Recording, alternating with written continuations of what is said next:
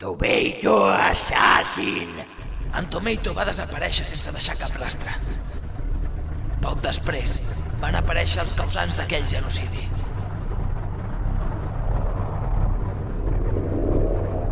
Les immenses naus dels cucs van recuperar els cossos dels nostres amics caiguts a la guerra per experimentar amb ells. I d'entre ells, en Pasta.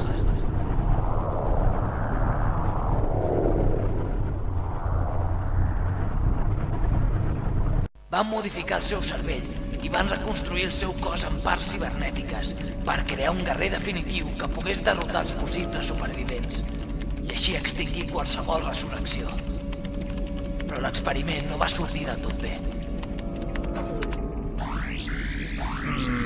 Què passa? Per què no funciona?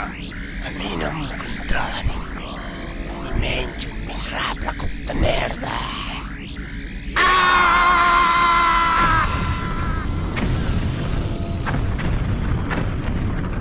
Malauradament, els cucs no havien fet les coses del tot malament.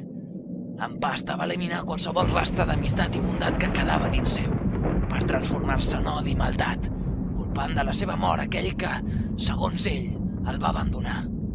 En Tomato Assassin.